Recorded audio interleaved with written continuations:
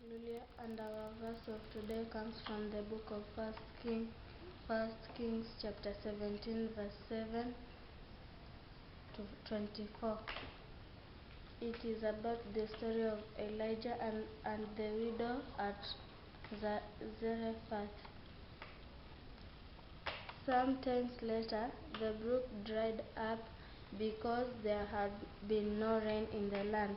Then the word of God came to him, "Go at once to Zerephat in the region of there. I have instructed a widow there to supply you with food." So, chapter 10. So he went to Zerephat. When he came to the town gate, a widow was there gathering sticks. He called to her and asked, "Will you bring me a little water in a jar, so I may drink?" As she was going to get it, he called, "And bring me, please, a piece of bread."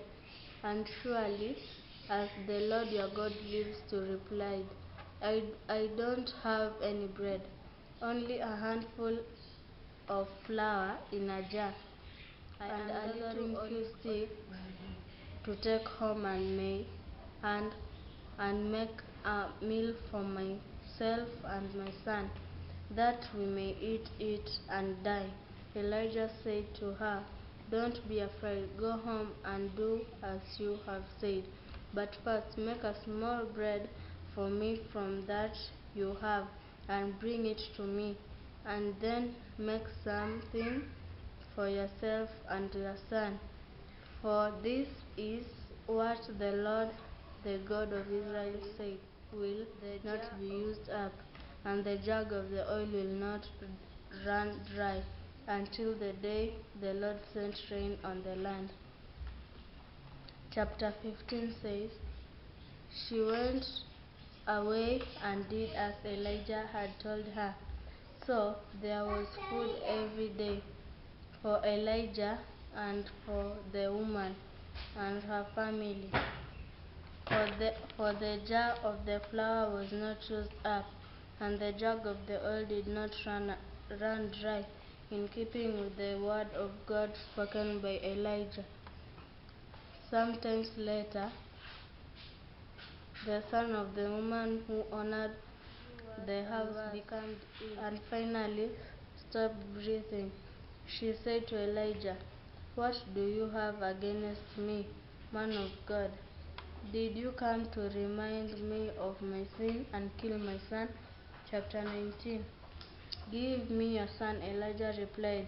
He took him from her arms, carried him to the upper room where he was staying, and laid him to his bed. Then he cried out to the Lord, "Lord my God, have you brought grace even on this widow I am staying with, by causing her son to die?" Chapter 21. Then he stretched himself out on the boy 3 times and cried out to the Lord, "Lord my God, let this boy's life return to him." Chapter 22. Then the Lord heard Elijah's cry, and the boy's life returned to him, and he lived. Chapter 23. Elijah picked up the child and carried him down from the room into the house. He gave him, "Look, your son is alive." Chapter 24.